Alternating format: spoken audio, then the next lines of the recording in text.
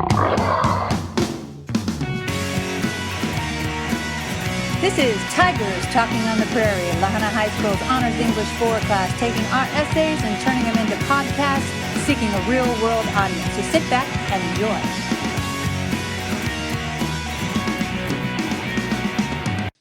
Hello, my name is Sierra.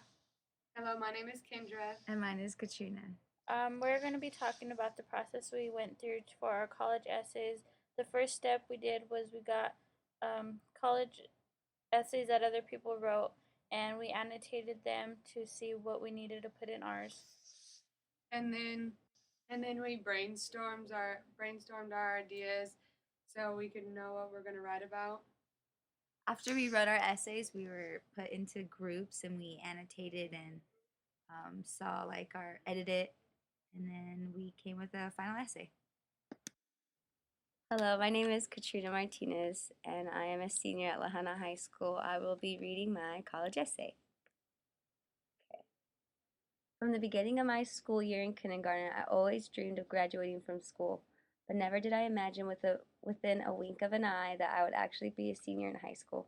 The years flew by, and as I have grown into a young woman, I have learned a lot. I look back in time and laugh, cry, and rejoice at certain life experience. I can remember a funny time experience when I was at a bike-a-thon for the March of Dimes in kindergarten. I had just learned to ride my new bike, and I was riding my bike around the football field on a Saturday morning. My parents and teachers were cheering me on as I drove my bike for 2 miles, then 5 miles. I did not stop to rest because I did not know how to use the brakes on my bike, and I was too shy to tell anyone. Everyone was yelling at me to stop and rest, but I just smiled and drove another lap. I continued to drive my bike 8 miles, and then I was hitting 10 miles. I yelled at my dad that I couldn't stop my bike. He then ran toward me and grabbed my bike to slow me down. When everyone realized what had happened, everyone laughed and congratulated me for my hard work. I earned a Medal of Honor for riding my bike the farthest of anyone of the March of Dimes. But it was so silly that I was too shy to ask someone for help. I was crying and sad because I was so tired during the bike-a-thon, but I was excited to see what I had accomplished. Now I just laugh at the whole experience. To everyone in this small town that I have lived in, my family is known as being the short ladies. However, people underestimate me because even though I am little, I am a very hard-working woman. Because I got an actual job, I worked with my uncle with rental houses. These houses were out of town and not in very good condition. I was afraid to get down and dirty because I was determined to get the job done.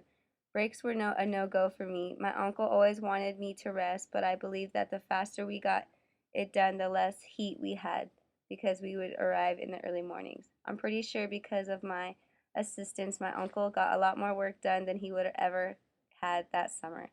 The next year, I applied at my many veterinarian places, hoping I would get some experience to see what it's like. But instead, I was hired at a dry cleaning place called Star Cleaners. In this job, I was introduced to many moods and behaviors. Always trying to keep all the customers happy wasn't the easiest, but I was pretty good at it. I gained a huge responsibility the day I worked there. I did practically everything except clean and iron clothes, meaning I had to make sure every item got returned to the right person and no clothes were untagged. It seemed easy at first, but because of all their duties, I sometimes made some mistakes. This showed me that I'm not always going to be perfect, but if I give it another try, I'll get it down. My job really helped me with going to be everyday life things and loved all the ladies I worked with. I felt like I became a part of a family. I never been in an environment where it always so fun to work, and I felt so comfortable working there. It was a great summer job to work at Star Cleaners. So to sum it all up, through the years, I have grown from the line I barely knew how to say my ABCs. Many things like sports and how to interact with others and stay positive with a smile on my face. My adventures and memories molded or even destroyed my inner being, but within those lines, I would never take 1 second back because I am pleased with the girl I am today. My sports, and always encouraged me to do better. His laugh and his smile is something that could brighten my day. I mean, I still have my grandpa and all of my dad's friends that are here for me, but none of them are the same as actually having my father here with me. After having this happen to me, I looked at life with a new perspective. This has most definitely changed my life. You want to keep your friends and family close to your heart and let them know that they are very important to you and hold a special place in your heart. You never know what tomorrow is going to bring, so you have to appreciate every day that is given to you. Love life to the fullest, and let the special people in your life know that you love them. My dad always taught me to work hard at everything I do and never give up. He always told me that I can do anything I want in life and to never let anyone keep me from doing that. Remembering those words are what gives me the faith that I have today. Every time the going gets rough and I start to give up, I think about my dad, and I give it my all. He gives me the strength to fight through all the tough and stressful times. I know that even though my dad's not actually here, he's here in my heart. So remember, never take anyone in your life for granted. They mean more to you than you will ever know. Hello, my name is Kendra Di Rizza, and I'm going to read my college essay.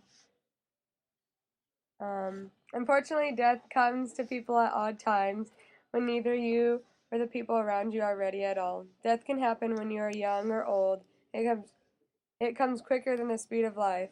Life is worth so much.